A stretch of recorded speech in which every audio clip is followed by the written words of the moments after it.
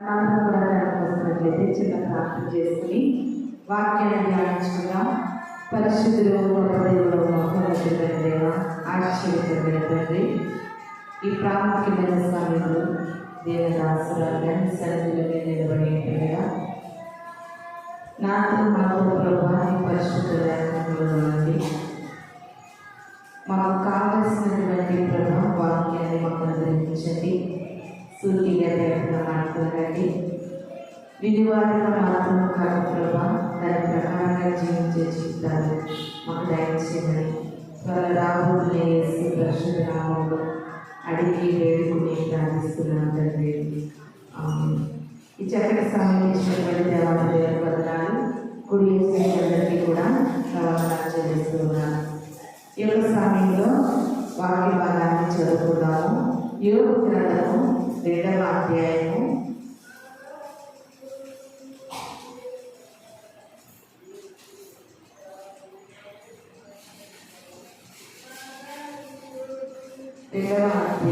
9వ వచనాన్ని చదువుతున్నాను.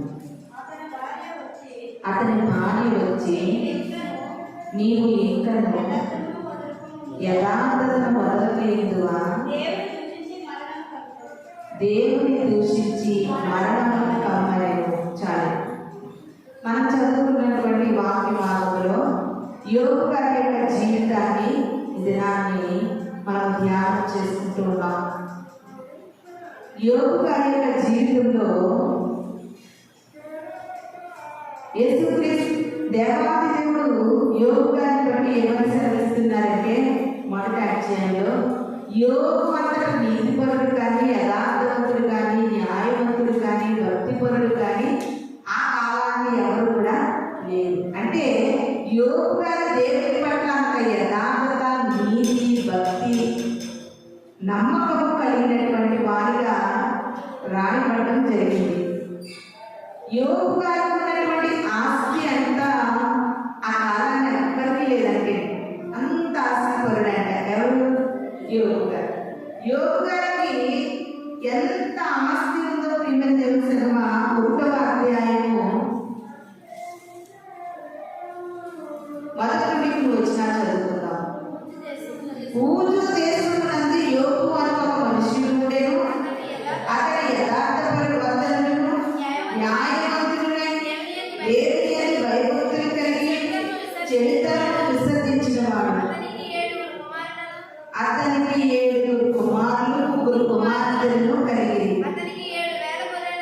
అతనికి 7,000 గొర్రెలు, 3,000 ఒంటెలు, 500 జతల ఎడ్లు, 500 ఆడగాడిదలు కలిగి బహుమంది పరివారం అతనికి ఆస్తిగా ఉండేను. కనుక తూర్పు దిక్కు జనులందరిలో అతడే గొప్పవాడుగా ఉండేను. చాలా. ఇక్కడ యోబు గారి కోసము ఏమని రాయబడిందంటే, ఆయనకు ఉన్నటువంటి ఆస్తి సంపద అంతా కూడాను ఒక ప్రాంతానికో, ఒక దేశానికో, ఒక జిల్లాకు కాదంటే దిక్కు అంతటికి, తూర్పు దిక్కు అంతటికి. ఈ మాటలు బాగా ఆలోచన చేస్తే ప్రపంచం అంతటికి కూడా 4 దిక్కులు ఉంటాయి. ప్రపంచం అంతటికి కూడా 4 దిక్కులు ఉంటాయి. ప్రపంచంలో మనం ఏ దేశం వెళ్ళినా, ప్రపంచంలో ఎక్కడికి వెళ్ళినా తూర్పు దిక్కు అనేది ఒకటే. తూర్పు దిక్కు అనేది ఒకటే. బైబిల్ ఎంత క్షుణ్ణంగా ఇక్కడ మనకు తెలియజేస్తుందంటే, తూర్పు దిక్కున్నటువంటి జనులందరిలో యోబు గారు మాత్రమే ఆస్తిపరుడండి. ఈ ప్రపంచంలో ఎవరైనా ఉన్నారా? ఎవరు లేదు. ఇప్పటి వరకు కూడా ఎవరు లేదు. ఒకవేళ ఈ ప్రపంచంలో ఉంటే భారతదేశానికి ఆస్తిపరుడు ఉండొచ్చు, అమెరికా దేశానికి ఆస్తిపరుడు ఉండొచ్చు, జపాన్ దేశానికి ఆస్తిపరుడు ఉండొచ్చు. అలాగా ఒక దేశానికో, ఒక ప్రాంతానికో, ఒక రాష్ట్రానికో, లేకపోతే ఈ ఊరిలో ఎవరో ఒక ఆస్తిపరుడు ఉండొచ్చు. అలాగా చూసుకుంటే ఒక ప్రాంతానికి, ఒక గ్రామానికి, ఒక పట్టణానికి, ఒక జిల్లాకి, ఒక రాష్ట్రానికి, ఒక దేశానికి ఆస్తిపరులు ఉండొచ్చు.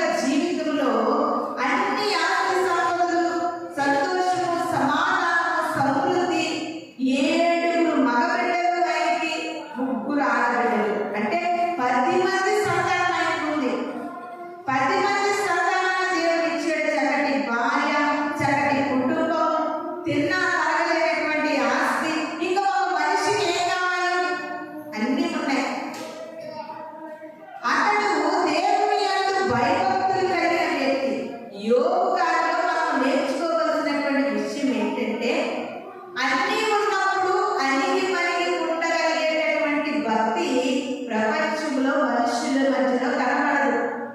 ఏమీ లేనప్పుడే దేవుడా దేవుడా అని వెతుకులాడటం కాదు, కానీ మనకి ఆస్తి, ఐశ్వర్యము, ఆరోగ్యము, ఆయుష్షు, సంపద ఏ లోటు లేనప్పుడు కూడా దేవుని యందు భయభక్తులు కలిగి ఉండడం అనేది యోబు గారి జీవితంలో మనకు కనబడుతుంది. ప్రియమైన దేవుని సేవ, ఏదైనా ఒక సమస్య ఉందనుకో, ఆ సమస్య వల్ల మనకి ఏమనిపిస్తుందంటే పదే పదే ప్రార్థన చేసి ఆ సమస్య నుండి మనం విడిపించబడాలనుకుంటాం. ఏ సమస్యలు లేవు, హ్యాపీగా ఉంది, బాగుంది మన లైఫ్ జర్నీ, ప్రార్థన చేయాలనుకుంటారా? అనిపించదు. పోరాడాలి, ప్రార్థన చేయాలి, కన్నీటి ప్రార్థన చేయాలనిపిస్తుందా? అనిపించదు. ఇలాగా ఒక మనిషి తనకున్నటువంటి పరిస్థితులను బట్టి దేవుని యందు భయభక్తులు కలిగి ఉంటారేమో, కానీ యోబు గారు తనకు అంతా ఉన్నప్పటికీ కూడా ఆయన నేర్చుకున్నది ఏంటంటే దేవుని యందు భయభక్తులు కలిగి ఉండడం, యథార్థంగా ఉండడం, న్యాయవంతంగా నడుచుకోవడము యోబు గారి జీవితము కనబడుతుంది. ప్రియమైన దేవుని సేవ, అయితే ఇలా తన జీవితం కొనసాగుతూ ఉండగా అపవాది దేవుడితో మాట్లాడుతూ అంటది, అన్ని ఇచ్చేవ కంటే నీ భయభక్తులు కలిగి ఉన్నాడు, అన్ని ఇచ్చేవ కంటే యథార్థంగా బ్రతుకుతున్నాడు. అది ఏమీ లేదనుకో ఒక దొంగగా ఉంటాడేమో, ఏమీ లేదనుకో ఒక దోషిగా మాట్లాడేమో, ఒక పాపిగా ఉంటాడేమో, నీవు అన్ని ఇచ్చేసావు కనుకనే తన అంత భయభక్తులు కలిగి నీ అంత జీవించగలుగుతున్నాడు. ఒక్కసారి నీవన్నీ తీసేసి చూడు, తనలో యథార్థత ఉండదు, తన అంత భయభక్తులు కూడా కలిగి జీవించలేదని సాతాను దేవునితో మాట్లాడుతుండగా దేవుడు ఒకే మాట్లాడినాడు, అన్నీ ఉన్నప్పుడు యోబు ఎంత భక్తిగా ఉన్నాడు, ఎంత యథార్థంగా ఉన్నాడు, ఎంత విశ్వాసంగా ఉన్నాడో, ఏమీ లేనప్పుడు కూడా ఒక్క పర్సన్ కూడా తనకుండా అలాగే ఉంటాడు అని దేవుడు యోబు గారిని బట్టి ఎంత కాన్ఫిడెంట్ గా ఉన్నారు. అంత నమ్మకంతో యోబుని బట్టి దేవుడు సాతానుతో మాట్లాడినప్పుడు సాతానికి అధికారం ఉండడంలో అన్ని పోగొట్టేసింది. ఆస్తి పోయింది, సంపద పోయింది, బిడ్డలు పోయారు, అన్నీ పోయినాయి. అన్నీ పోయినప్పుడు భార్య వచ్చి ఏమని మాట్లాడుతుందంటే,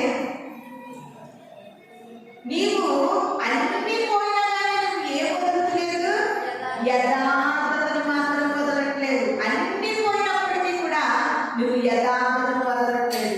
సిగ్గనే లేదు అసలు. నా మాట విని ఏ దేవుని పట్ల నువ్వు యథార్థంగా బ్రతుకుతున్నావు, ఏ దేవుని నువ్వు నమ్ముకున్నావో ఆ దేవుడిని దూషించి నువ్వు చచ్చిపో అంటుంది. ఏమంటుంది? ఆస్తి అంతా ఉన్నప్పుడు అనలేదన్నమాట.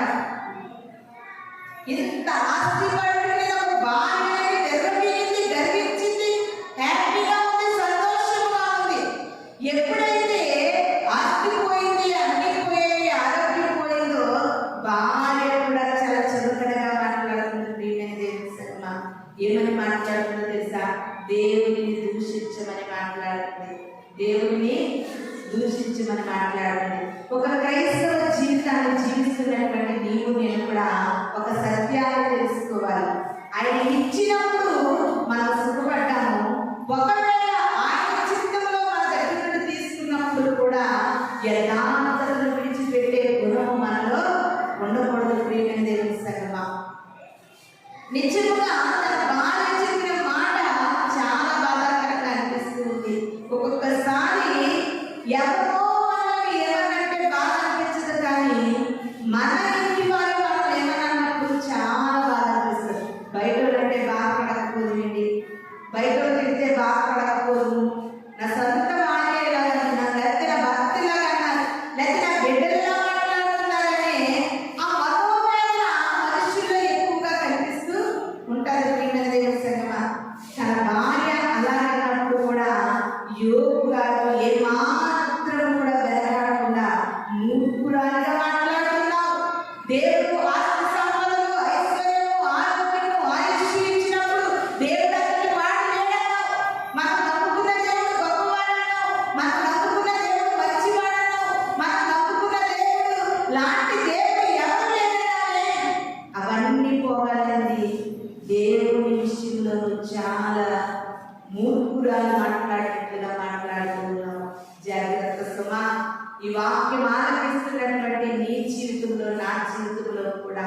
దేవుడు అన్ని ఇస్తేనే దేవుడు కాదండి, అన్ని ఇవ్వకపోయినా దేవుడు దేవుడే.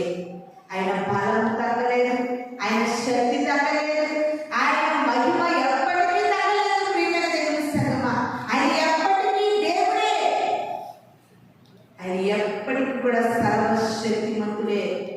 కానీ మనకున్నటువంటి పరిస్థితులను బట్టి దేవుడిని మనం అంచనాలు వేసే వాళ్ళగా మాత్రం మనము ఉండకూడదు.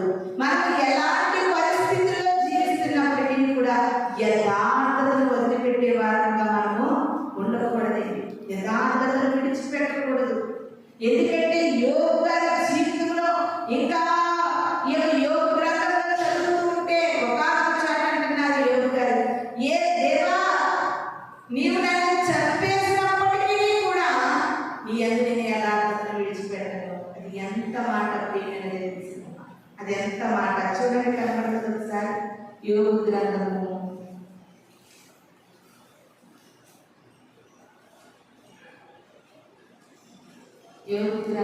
11వ అధ్యాయము 15వ వచనం. ఇదిగో ఆయన నన్ను చంపినను నేను ఆయన కొరకు కనిపెట్టిస్తున్నాను, ఆయన సన్నిధిలో నా ప్రవర్తన న్యాయమని రుజువుపరుస్తున్నాను. హల్లెలూయా, హల్లెలూయా. ఇది నాకు క్రైస్తవులుగా దేవుని సన్నిధికి వస్తున్నటువంటి మనం ప్రియమైన దేవుని సంగమా, అన్ని ఇచ్చినప్పుడే కాదు, కానీ మనం ప్రతి విషయంలో కూడా దేవుని విషయంలో యథార్థతను విడిచిపెట్టకూడదు. చాలా మంది చూస్తున్నారు లేదు, కానీ నైజీరియా ప్రాంతంలో వాళ్ళు చాలా నల్లగా ఉంటారు నైజీరియన్స్. అలాంటి వాళ్ళ దేవుని పట్ల ఎంతో భక్తిగా ఉంటారు. ఇప్పుడు జరుగుతున్నటువంటి పరిస్థితులు ఏంటంటే, ఆ నైజీరియా ప్రాంతంలో యేసుక్రీస్తుని నమ్ముకున్న వారిని, క్రైస్తవులు అనే వారిని భర్త కళ్ళ ముందు భార్యని, భార్య కళ్ళ ముందు భర్తని, బిడ్డల కళ్ళ ముందు తల్లిదండ్రులని ఇలాగా రకరకాలుగా చంపేస్తున్నారు. ప్రియమైన దేవుని సంగమా, 18,000 పైన మందిరాలను కాల్చివేసి కూల్చివేసారు. అలాంటి పరిస్థితుల్లో కూడా యథార్థతను విడిచిపెట్టలేని వారు ఇంకా అక్కడ ఉన్నారు. ఎప్పుడు కూడా మన జీవితాన్ని దేవుడు ఏ రీతిగా పరిగణిస్తారో మనకు తెలియదు, కానీ మరణమైనను జీవమైనను దేవుడిని విడిచిపెట్టలేనటువంటి భక్తిని మనం సంపాదించుకోవాలి. బాగున్నప్పుడు భక్తి కాదు, బాగులేనప్పుడు కూడా అదే భక్తి తగ్గకుండా మనం చేయాలండి. ఎంతో మంది ప్రజలు అప్పుడు చూడండి, కరోనా టైంలో పెద్ద గొయ్యిలు, ఎకరాల గొయ్యిలు తీసేసి కరోనాలో చనిపోయిన వారిని ఎలా కుక్కలుగా పడేసేవారు. ఇప్పుడు దేవుని విషయంలో చంపేస్తున్న వారు కూడా అలా పెద్ద గొయ్యి తీసేస్తుంటే ఎంతో మందికి కాళ్ళు నరికేస్తున్నారు, చేతులు నరికేస్తున్నారు. ఎందుకు కాదు, మీరు దేవుని నమ్ముకోవద్దంటే మేము నమ్ముకుంటామన్నారు, చేతులు పోతున్నాయి, కాళ్ళు పోతున్నాయి, ప్రాణాలు పోతున్నాయి, కుటుంబాలు విచ్ఛిన్నమైపోతున్నాయి. ప్రియమైన దేవుని సంగమా, ఈ లోకంలో ఏదైనా పోవచ్చు, కానీ ఈ లోకంలో శారీరకంగా నీ ప్రాణాలు తీయచ్చేమో, శారీరకంగా మన అవయవాలను తీసివేయచ్చేమో, కానీ పరలోకాన్ని మాత్రం మన దగ్గర నుండి ఎవరు తీయలేరు. ప్రియమైన దేవుని సంగమా, ఆ పరలోకం కొరకు ప్రాణాలను కూడా అర్పిస్తున్నారు. దైవ సేవకులు కాదు, ప్రవక్తలు కాదు, వాక్యం బోధించేవారు కాదు, సంఘాలు వస్తున్న బిడ్డలు కూడా దేవుని కొరకు ఆ నైజీరియా ప్రాంతంలో ప్రాణాలను అర్పిస్తూ ఉన్నారు. అవి చూస్తూ ఉండేటప్పుడు చాలా బాధాకరంగా అనిపిస్తూ ఉంది. ప్రియమైన దేవుని సంగమా, ఒక్కసారి మీరు ఆలోచించండి. దేవుని కొరకు కనుక మన ప్రాణాలను మనం అర్పించగలిగితే పరలోక రాజ్యంలో మనకి స్థానం ఉంటుందండి. ఒకవేళ దేవుని కొరకు జ్ఞానంగా ఒక్కసారి మనం ఆలోచన చేస్తే, దేవుని కొరకు మన ప్రాణాలు అర్పించు బాబోయని భయపడతాం. దేవుడు నమ్ముకోలేదని మాట చెప్పేస్తే చాలా అనుకుని ప్రాణాలను కాపాడుకోవడానికి మనం ప్రయత్నించవచ్చు. మొన్న హైదరాబాద్ నుండి బెంగళూరు వెళ్ళేటటువంటి బస్సు ఏమైపోయింది? అలా అర్పించారా హఠాత్తు మరణాలు. దానికంటే కూడా అర్పణంగా అనిపిస్తే పరలోకం చేరగలం. దేవుని కొరకు ఒక క్రైస్తవుడు దేవుని కొరకు ఎలా బ్రతకాలంటే, నాకంటే ఎక్కువగా దేవుని కొరకు బ్రతకాలనే ఆశ ఉండాలి. దేవుని కొరకు నా ప్రాణాన్ని కూడా సమానంగా ఎంచలేనటువంటి గుణం ఉండాలి ఒక క్రైస్తవునికి. ఎందుకంటే ఎక్కడెక్కడ జరుగుతున్నాయి, త్వరలో మన వరకు రాబోతున్నాయేమో, మనలను మనం ఆత్మ సిద్ధపాటు కలిగి జీవించడం అనేది చాలా ముఖ్యం. దేవుని సేవ.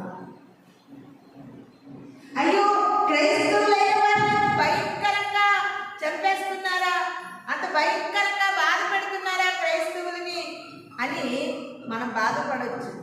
కానీ క్రైస్తవులుగా అన్నందుకే వారిని చంపేస్తుంటే మరి బస్సులో అనేక రకాల ప్రజలండి, ఎంతమంది సజీవ దానం అయిపోయారండి. ఎంతమంది హైదరాబాద్ నుండి బెంగళూరు వెళ్తున్నటువంటి బస్సులో తల్లి ఉంది, బిడ్డలు వేరే చోట ఉంటే తల్లి అంటుంది, భార్య దగ్గరికి భర్త వెళ్తున్నాడు, బిడ్డల దగ్గర తల్లి, ఇలా రకరకాల మనుషులు ఆ ఇద్దరిలో ఉంటుండగానే వారికి ఎంత భయంకరమైనటువంటి మరణము. ఆ మరణము మనల్ని దేవుని రాజ్యానికి చేర్చలేదేమో, కానీ ప్రభు కొరకు మనము తెగింపు కలిగిన జీవితాన్ని జీవించగలిగితే మనము నిత్యము బ్రతుకుతాం. నిజముగా యోగు లాంటి భార్య, ప్రియమైన దేవుని సంగమా, భార్య లాంటి క్రైస్తవులు ఎంతో మంది ఉండొచ్చు, ఇలాంటి స్వభావం కలిగిన వారు ఎంతో మంది ఉండొచ్చు. ఇది నాన్ని వాక్యం ఏమని సెలవిస్తూ ఉందంటే, ఆయన ఇచ్చినప్పుడు నువ్వు అన్నం ఇచ్చావు, ఇవ్వలేనప్పుడు కూడా ఆయన విడిచిపెట్టకుండా ఉండే మనసును మనం సంపాదించుకోవాలి. ఆయన మనకు ఆయన ఇస్తే మనం తినగలము, ఆయన మనకు ఇవ్వకపోతే మనం ఉండగలము అనేటటువంటి భక్తిని, యథార్థతని, యోగు లాంటి జీవితాన్ని మనం కలిగి ఉండాలండి. యోగు గారికి అయితే మాత్రం ఏమాత్రము 1% కూడా దేవుని మీద భక్తి తగ్గలేదండి, విశ్వాసం తగ్గలేదు, యథార్థత తగ్గలేదు, దేవుని దూషించాలనే ఆలోచన యోగుకు రాలేదు. ప్రియమైన దేవుని సంగమా, ఇది నాని ఎంతో మంది క్రైస్తవులు దేవుని విషయంలో అన్నీ బాగుంటే దేవుని సంతోషంతో ఆరాధిస్తూ ప్రేమిస్తూ మందిరానికి వస్తూ ఉంటారు. ఏమి లేనప్పుడు దేవుని దూషిస్తూ ఎందుకులే దేవుడు అనుకునేవారు అంటారు. ప్రియమైన దేవుని సంగమా, నిజముగా వాక్యం ఏమని సెలవిస్తుందంటే, ఆయన నిన్ను ఇచ్చి పరీక్షిస్తాడు, ఇవ్వక కూడా నిన్ను పరీక్షిస్తాడు. ఇచ్చినప్పుడు నువ్వు ఎలా ఉన్నావో, ఇవ్వలేనప్పుడు నువ్వు ఎలా ఉంటున్నావో కూడా ఆయన పరీక్షిస్తూ ఉంటాడు. ప్రియమైన దేవుని సంగమా, క్రైస్తవ్యం అంటే ఎప్పుడు కూడా సంతోషము ఆనందమే కాదండి, ఆయన చిత్తములో ఎలా ఉండాలో దాని రీతిగా మనలను మనం సరిచేసుకుంటూ దేవుని కొరకు బ్రతికే వారుగా ఉండాలి. యోగు గారు యథార్థతను విడిచిపెట్టలేదు. బైబిల్ గ్రంథంలో ఒక మాట ఉంది, ఆయన యథార్థవంతులకు ఏ మేలు చేయమానడంటే చేయలేదా యోగుని? ఆయన ఎన్ని పరిస్థితులు ఎదురైనా యథార్థతను విడిచిపెట్టలేదు. అన్నీ పోయి, ఆరోగ్యం పోయింది, ఒకటే మిగిలి ఉంది, ప్రాణం మిగిలి ఉంది, ప్రాణం ఒక్కటే మిగిలి ఉంది. ఆయనలోని దేవుడు మరలా పోయినవన్నీ తిరిగి ఇచ్చాడు. ప్రియమైన దేవుని సంగమా, పోయినవన్నీ నువ్వు పొందుకోవాలంటే, నీ దగ్గర పోయినవన్నీ నువ్వు పొందుకోవాలంటే, అది ఆస్తైనా, ఆరోగ్యమైన, ఐశ్వర్యమైన, అది ఏదైనప్పటికీ కూడా నీ ఎద్దరి పోయినవి పొందుకోవాలంటే నీలో యథార్థత ఉండాలి. ఎప్పటికైనా దేవుడు యథార్థవంతులకు ఏ మేలు చేయక మానడు. ప్రియమైన దేవుని సంగమా, ఆస్తి అంతా పోయినా, అయిన వారు విడిచిపెట్టిపోయినప్పటికీ కూడా యోబుకు ఒకటే గురి. యోబు గారు మాత్రము దేవుణ్ణి విడిచిపెట్టడానికి ఇష్టపడలేదు. ప్రేమైన దేవుని అటువంటి భక్తిని మనం కలిగి ఉండాలి. అటువంటి విశ్వాస జీవితాన్ని మనం కలిగి ఉండాలి. ఎప్పటికైనా సరే క్రైస్తవులలో విశ్వాసం ఉండాలి. విశ్వాసము ఏం చేస్తుందంటే, యోబులో ఉన్నటువంటి విశ్వాసము అన్ని పోయినా విశ్వాసం పోకూడదండి. ఏది పోయినా నీలో విశ్వాసం పోకూడదు. నీ జీవితం ఎలా ఉన్నా నీలో విశ్వాసం పోకూడదు. అలాంటి విశ్వాసము క్రైస్తవులు కలిగి ఉండాలి. అందుకే విశ్వాసం కొరకు యాకోబు పత్రికలో ఎన్నో మాటలు ఉన్నాయండి. 2వ అధ్యాయం, యాకోబు పత్రిక 2వ అధ్యాయం, యాకోబు పత్రిక 2వ అధ్యాయంలో చాలా విశ్వాసం కొరకు ఎన్నో మాటలు మనకు కనబడుతూ ఉన్నాయండి. 22వ వచనం చూడండి. విశ్వాసము అతని క్రియలతో కూడి కార్యసిద్ధి కలుగజేస్తున్ననియు, క్రియల మూలముగా అతని విశ్వాసము పరిపూర్ణమైనదని గ్రహించున్నావు కదా. హల్లెలూయా, హల్లెలూయా. నాలో విశ్వాసం ఉంది, నేను విశ్వాసిని, మా సంఘంలో నేను గొప్ప విశ్వాసిని, నాలో చాలా విశ్వాసం ఉంది అని నువ్వు చెప్పుకోవడం కాదండి. విశ్వాసం అనేది నీలో నుండి ఎలా కనబడుతుందంటే మన క్రియల వలన కనబడుతుంది. యోబు గారిలో విశ్వాసం ఉందని ఎలా కనబడుతుంది? ఆయన క్రియలు కనబడుతున్నాయి. యోబు గారి విశ్వాసవీరుడనే ఆయన క్రియలు కనబడుతున్నాయి. ఇదిలాన్ని క్రైస్తవ జీవితాన్ని జీవిస్తున్నటువంటి మనము విశ్వాసులమని తెలియాలంటే క్రియ ఉండాలి. ఏముండాలండి? క్రియ. కర్త, కర్మ, క్రియ. ప్రియమైన దేవుని సంగమా, క్రియలు లేకపోతే నీలో విశ్వాసం ఉందని నువ్వు అనడం కూడా అబద్ధం. అది అందుకనే చూడండి ఒక మాట, అదే 2వ అధ్యాయంలో ఒక చక్కటి మాట ఉంది చూడండి. క్రియలు లేని చదవడం. ప్రాణము లేని శరీరం ఎలాగూ మృతమో క్రియలు లేని విశ్వాసము కూడా మృతము. ప్రాణము లేని శరీరం. నాకు ఒకసారి అలా కూర్చున్నప్పుడు ఒక ఆలోచన వచ్చింది. ఎవరైనా ఒక వ్యక్తి చనిపోతాము అన్నప్పుడు ఆ వ్యక్తి తన ఇంటి వారిని పిలిచి, నేను చనిపోతాను, నేను చనిపోయిన తరువాత నన్ను కొన్ని రోజులు మీతో ఉంచుకోండి, వెంటనే అందరికీ చెప్పేస్తే తీసుకెళ్ళి సమాధి తోటలో పెట్టేస్తారు, నన్ను కొన్ని రోజులు మీతో ఉంచుకోండి అని ఏ వ్యక్తి అయినా చనిపోతారనుకోండి, నిజంగా ఉంచుకోగలుగుతామా? ఉంచుకోలేమండి. ఆ వాసన కూడా మనం భరించలేము. అది ఎవరు అసలు అలాగని చనిపోతే ఎలా ఉంటుంది అనే ఆలోచనకు వచ్చింది. అంటే చాలా మంది చనిపోయినప్పుడు కొన్ని కోరికలు కోరుతూ ఉంటారు కదా. నేను చనిపోయిన తర్వాత ఇలా చేయండి, అలా చేయండి అని కొన్ని కోరికలు కోరుతారు కదా. అది ఇది ఒక కోరికగా ఒక వ్యక్తి కోరాడు అనుకోండి, ఉంచుకుంటారా? ఉంచుకోరు. ప్రియమైన దేశం, ఈ లోకం మనది కాదు, మనతోటి ఏది రాదు. ఈ లోకం మనది కాదు, మనతోటి ఏది రాదు. అంతా వారి మూట, ఇది మనసును పట్టని మాట. అంతా వారి మూట, ఇది మనసును పట్టని మాట. ఈ లోకం మనది కాదు, మనతోటి ఏది రాదు. హల్లెలూయా, హల్లెలూయా. అది యోబుగా తెలుసుకున్నారు. ఈ లోకం మనది కాదు, మనతోటి ఏది రాదు. అది తెలుసుకున్నారని ఎవరు మాట్లాడారండి? నేను తల్లి గర్భంలో నుండి దిగంబరిగా వచ్చాను, నేను దిగంబరిగానే వెళ్ళిపోతాను. ఆస్తి పోయినంత మాత్రాన, ఆరోగ్యం క్షీణించినంత మాత్రాన, బిడ్డలు పోయినంత మాత్రాన యథార్థతను విడిచిపెడతానా? విడిచిపెట్టను. ఈ లోకంలోకి నేను ఏది తీసుకురా తీసుకురాలేదు, ఏది పట్టుకుని పోలేను. కనుక నేను ఒక్కటే కలిగి ఉన్నాను, దేవాది దేవుడిని కలిగి ఉన్నాను, విశ్వాసాన్ని కలిగి ఉన్నాను, యథార్థతను కలిగి ఉన్నాను. నాకు ఇది చాలు అని యోగు గ్రహించేది ప్రియమైన దేవుని సంగమా. ప్రాణం లేని శరీరము మృతము.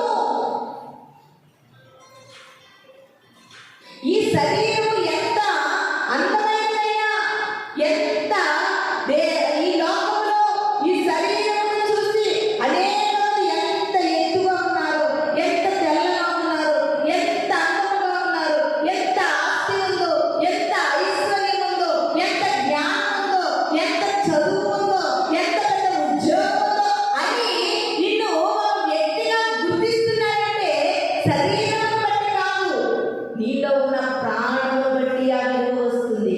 ఆ ప్రాణం లేకపోతే ఇవన్నిటికీ విలువ ఉంటుందా? ఇవన్నిటికీ విలువ ఉంటుందా? ఉండదు ప్రియమైన దేవుని సంగమా. ఇవన్నిటికీ కూడా విలువ ఉండదు. అదే విధముగా ఒక క్రైస్తవునిగా జీవిస్తున్నటువంటి నీవు, నీలో విశ్వాసము లేకపోతే నీవు మృతము. నీ విశ్వాసం ఎలాంటిదంట? మృతము. ప్రాణమైన శరీరానికి ఎలా విలువ లేదు. నీ విశ్వాసంలో క్రియలు లేకపోతే విలువ లేదు ప్రియమైన దేశంగా. క్రియలు కలిగి ఉంటారు. రుద్దమ్మగా క్రియలు కలిగి ఉంది. ఎలా కలిగి ఉంది తెలుసా? నీ దేవుడే నా దేవుడు అని నిరూపించడానికి అత్త కూడా వచ్చేసింది. ఆ బెత్లెహేము గ్రామానికి అత్త కూడా వచ్చేసింది. ఎందుకంటే నీ దేవుడే నా దేవుడు. అక్కడ నీ బంధువులు ఉన్నారు కదా, నీ బంధువులే నా బంధువులు, నీ జనమే నా జనము, నీ దేశమే నా దేశము అని మోయాబు దేశం నుండి ఇశ్రాయేలు దేశానికి వచ్చేసింది ప్రియమైన దేశం. ఆమెకు ఏం కనపడుతుంది? క్రియలు కనపడుతున్నాయి. వార్త ముద్దు పెట్టింది కానీ క్రియలు లేవు. ఆయన యథార్థవంతులు ఏమేమి చేయమన్నాడు? నిజంగా అత్తకు ఒక ఆస్తి ఉండి, సంపద ఉండి, ఆ సొంతూరులో కొన్ని ఎకరాల పొలం ఉండి, చక్కని బిల్డింగ్లు ఉంటే రూదంగా వచ్చారంటే అర్థం. తినడానికి ధనం లేనప్పుడు రూతు అత్త వెనకాల వచ్చిందంటే దేవుడు ఆమె యథార్థతను చూసాడు. ఏ మేలు చేయకుండా దేవుడు ఉండకపోయాడు. పాట కాదు, మేలు చేయకుండా నీవు ఉండలేవయ్యా, ఆరాధించక నేను ఉండలేనయ్యా. పాట కాదు, అవి క్రియల ద్వారా చూపించింది. క్రియలు కావాలి ప్రియమైన దేశం. క్రైస్తవునికి క్రియలు కావాలి. క్రైస్తవ జీవితంలో క్రియలు ఉండాలి. క్రియలు లేని విశ్వాసము మృతము ప్రియమైన దేశమా. క్రియ క్రియ క్రియ చాలా టెక్నాలజీ డెవలప్ అయ్యి రోబోలు వచ్చాయి కదండి. ఇప్పుడు రోబోలు, ఒక రోబో తెచ్చి మన ఇంట్లో పెట్టుకుని ఏమేమి పనులు చేయాలో అవన్నీ దాని మైండ్లో మనము మెమరీ కార్డులాగా దానికి చిప్ అనేది పెట్టేస్తాం అనుకోండి, దాని టైం ప్రకారం అన్ని పనులు చేశారన్నమాట రోబో. కానీ అది రోబోనే, దానికి ప్రాణం లేదు. ఇది నాటి క్రైస్తవులు ఒక రోబో మాదిరిగా మందిరానికి వచ్చేమా వెళ్ళేమా, ఆదివారం వచ్చిందా వెళ్ళిందా, శుక్రవారం వచ్చేమా వెళ్ళేమా. అది కాదు క్రైస్తవ్యం. మన ఆత్మీయతలో ఎంతవరకు మనం దేవుని స్థలంలో ఎంతగా బ్రతకగలుగుతున్నాం, నానాటికి మన ఆత్మీయ అభివృద్ధి ఎలా ఉంది. ఒకవేళ నేను బాగున్నాను కనుక దేవుని ఆరాధిస్తున్నాను, బాగోలేని స్థితిలో ఆరాధించగలిగే రీతిగా మనం ప్రిపేర్ చేసుకోగలుగుతున్నామా? దేవుని విడిచిపెట్టకుండా, యథార్థతను విడిచిపెట్టకుండా ఉండేటటువంటి యోగు లాంటి జీవితము మనం కలిగి ఉన్నామా ప్రియమైన దేవుని సంగమా? అన్ని విషయంలో కూడా దేవుని మనకు యథార్థతను విడిచిపెట్టకుండా, విశ్వాసంలో ఏమాత్రం కూడా తక్కువ కాకుండా మనం జీవించాలి ప్రియమైన దేవుని సంగమా. విశ్వాసము. ఒక ఒక వ్యక్తిని నిలబెట్టేది విశ్వాసము, ఒక వ్యక్తిని స్వస్థపరిచేది విశ్వాసము, ఒక వ్యక్తిని లేవనెత్తేది విశ్వాసము. అలాంటి విశ్వాసము ప్రతి క్రైస్తవ జీవితంలో కూడా ఉండాలని ఇది నాని ప్రభు మనకు తెలియజేస్తూ ఉన్నారు. హెబ్రీ పత్రికలో 11వ అధ్యాయంలో అంత విశ్వాసమే మనకి కనబడతా ఉంటాయి. విశ్వాసమును బట్టి వారు రాజ్యాలను జయించే, విశ్వాసమును బట్టి ఎర్ర సముద్రమును దాటగలిగేది, విశ్వాసమును బట్టి ఎరుపు గోడను కూర్చగలిగేది. దీని అంతటి గల కారణం ఏంటంటే విశ్వాసము. ఇది నాని నువ్వు విశ్వాసములో మృతునిగా కాకుండా సజీవులుగా నీ విశ్వాసము క్రియల రూపకముగా ఉంటే ప్రియమైన దేవుని సంగమా, విశ్వాసముతో నువ్వు ఈ లోకంలో గెలవలేనట్టు ఏది లేదు. అబ్రాహాము విశ్వాసమును బట్టి దేవుని నమ్మాడు. అబ్రాహాము గారు ఆయన కొండ మీద ప్రయాణం వెళుతూ ఇస్సాకును బలిగా తీసుకెళ్తూ ఉంటే కొడుకడుగుతున్నాడు, తండ్రి కట్టెలున్నాయి, అన్నీ ఉన్నాయి, బలికి గొర్రెపిల్లేది అంటారు. విశ్వాసంతో మాట్లాడుతున్నానండి అబ్రహాం గారు. యెహోవా చూసుకుంటాడయ్యా, బలికి ఏం కావాలి? గొర్రెపిల్ల కావాలి. ఎవరు చూసుకోవాలి? యెహోవా చూసుకుంటాడు. నిజంగా పొదలలో గొర్రెపిల్ల ఉందని మాట్లాడలేదు అబ్రహాం. అబ్రహాం గారు వెళ్ళేసరికి పొదలలో గొర్రెపిల్ల లేదు. అబ్రహాం గారు దేవుడు అన్నాడు, నీ కుమారుడే బలి ఇవ్వాలి. ఆయన అదే ఫిక్స్ అయిపోయారు మనసులో, నా కుమారుడే బలి ఇవ్వాలంతే. కానీ కుమారుడు ఏం మాట్లాడుతున్నారు? దేవుడు చూసుకుంటాడు. యెహోవా ఈరే, ఆయనే చూసుకున్నాడు. విశ్వాసంతో పలికిన మాటలు కూడా ప్రభు నెరవేరుస్తాడు. ప్రియమైన దేవుని సంగమా, విశ్వాసంతో మనం ఏదైతే మాట్లాడుతున్నామో అది ప్రభు కంపల్సరిగా నెరవేరుస్తాడు. అది ఎలా మాట్లాడాలంటే అది లేకపోయినప్పటికీ ఉన్నట్లుగా మాట్లాడాలి. విశ్వాసం అనేది ఎలాంటిదంటే నిరీక్షింపబడిన వాటి యొక్క నిజస్వరూపము, అదృశ్యమైనది దృశ్యమైనదిగా చూపించేది విశ్వాసము. ఆ విశ్వాసము ద్వారా ఈ పరిచర్యలో ఎన్నో కార్యాలు చూస్తూ ఉన్నాం. ప్రియమైన దేవుని సంగమా, నిజముగా అబ్రహాము గారు ఏదైతే పలికారో, కుమారుని కట్టెల మీద పరుండబెట్టారు, కత్తి పైకి లేపరంతే వెంటనే దూత పిలుస్తూ ఉన్నది, నీ కుమారుడు బలపడు, పొదలలో గొర్రెపిల్ల ఉంది. ఎప్పుడు ఉన్నది? అప్పుడు వరకు అనలేదా? అప్పుడు వరకు వేయమని అనలేదా? విశ్వాసపు మాట, విశ్వాసపు మాట. మన జీవితాల్లో కూడా ఏదైనా వస్తువు పోగొట్టుకుంటే ఎంతగానో వెతుకుతాం, అన్నీ వెతుకుతాం, కనపడదు. మళ్ళీ వెతికిన చోట కనపడదు. ప్రియమైన దేవుని సంగమా, విశ్వాసం అది చాలా ప్రార్థనాపూర్వకంగా వెతికిన వారి జీవితంలో నెరవేరుకుంటూ ఉంటుందేమో. ప్రియమైన దేవుని సంగమా, అప్పటి వరకు వెతుకుతాము, కనిపించదు. మళ్ళా ప్రార్థన చేసుకుని మన విశ్వాసాన్ని ఇంకా బలపరుచుకుని వెతికితే అక్కడ ఉంటారు.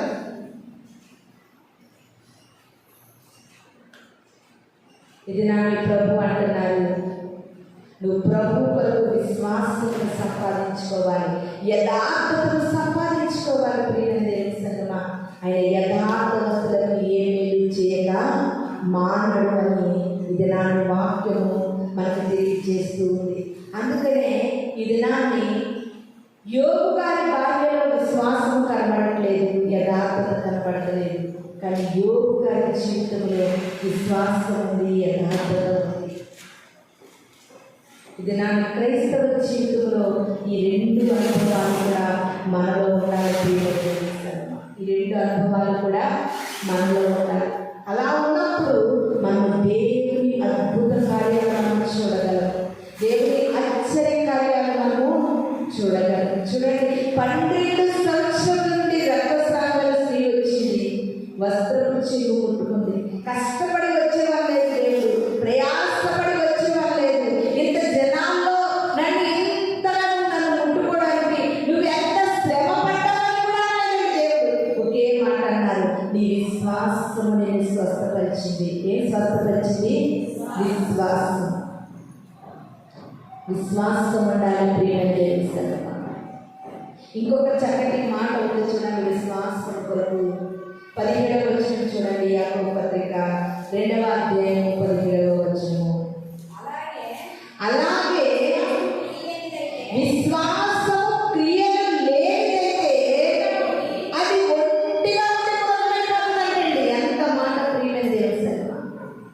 నువ్వు ప్రభువులో జీవిస్తున్నటువంటి నీకు నీ విశ్వాసం క్రియలుగా కనిపించకపోతే ఆ విశ్వాసం ఒంటిగా ఉండి ఏమైపోతుంది? మృతమైపోతుందంట. ఒంటిగా ఉండి మృతమైపోతుంది. ఎప్పుడు కూడా మనకి ఎలాంటి పరిస్థితి, ఒక చీకటిలోకి వెళ్ళాలనుకోండి, ఒక వ్యక్తి తోడుగా ఉంటే వెళ్ళిపోగలం.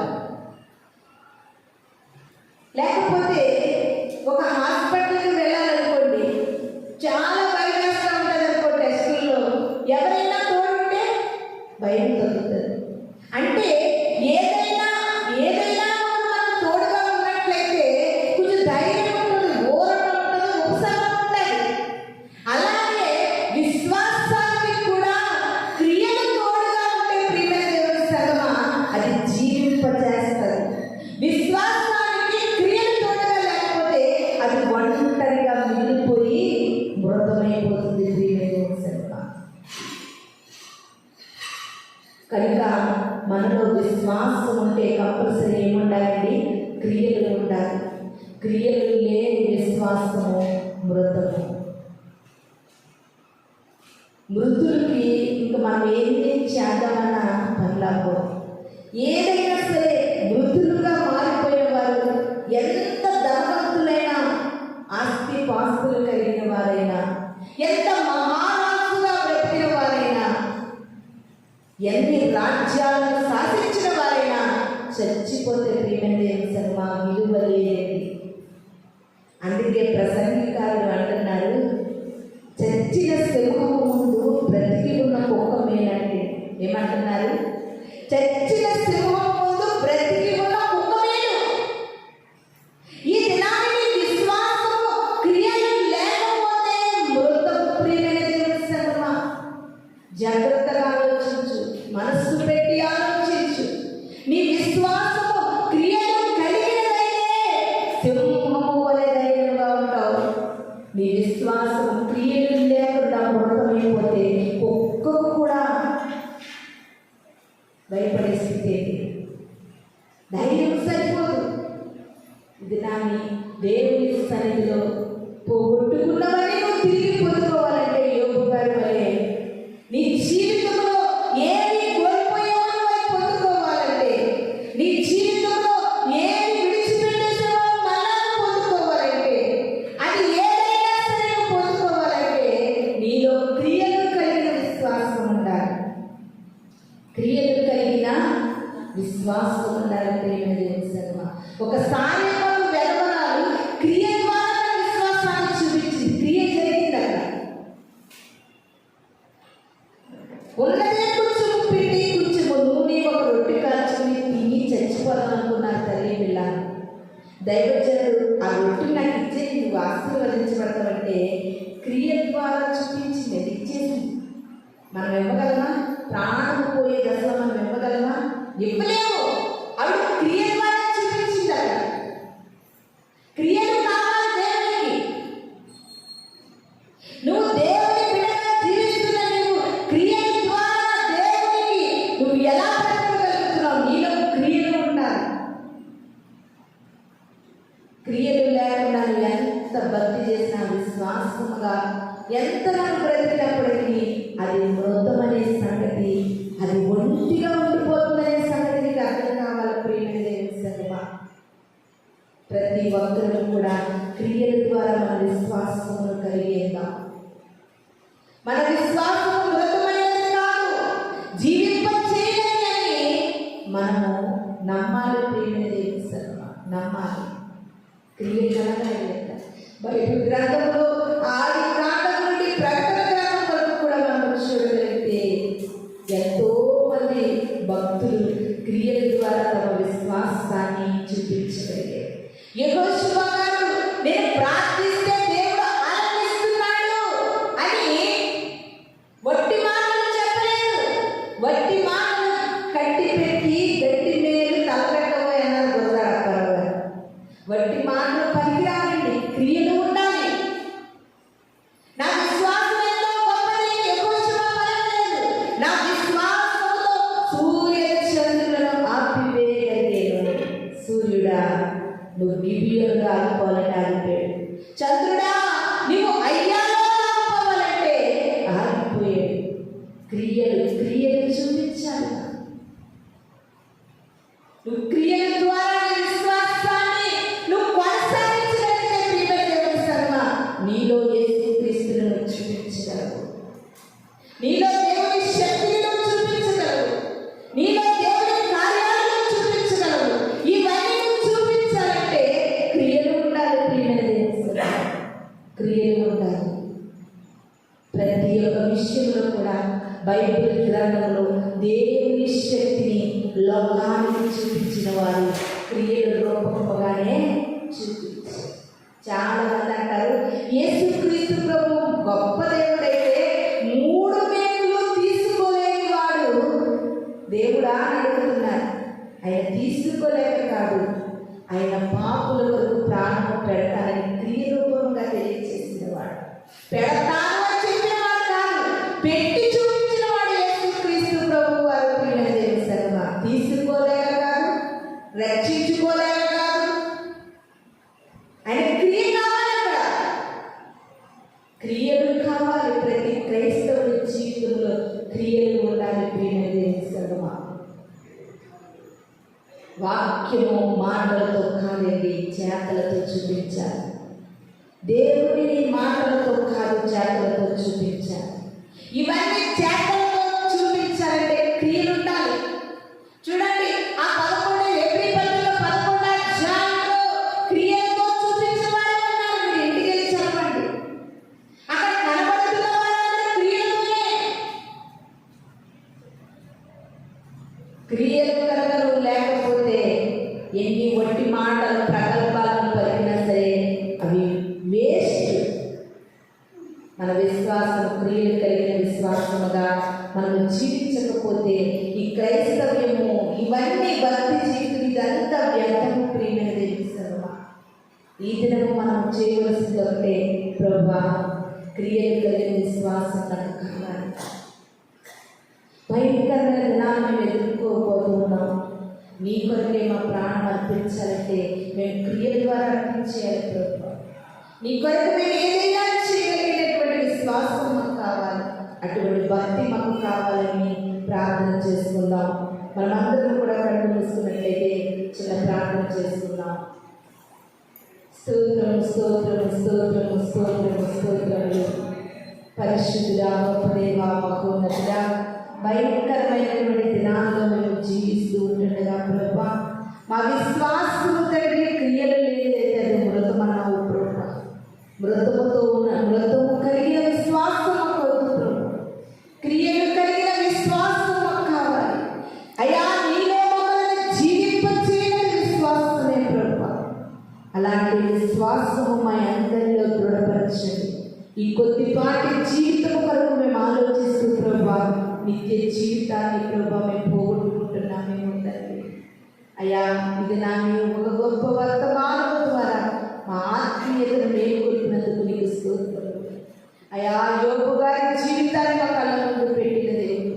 అయ్యా మేము ఏ పరిస్థితిలో ఉన్నప్పటికీ యథార్థతను విడిచిపెట్టకుండా ప్రభువా నీ కొరకు బ్రతకగలిగే జీవితాలు మాకు దయచేయండి.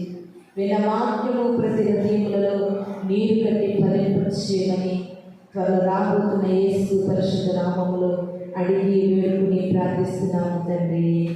ఆమేన్. మీ అందరికీ వందనాలు.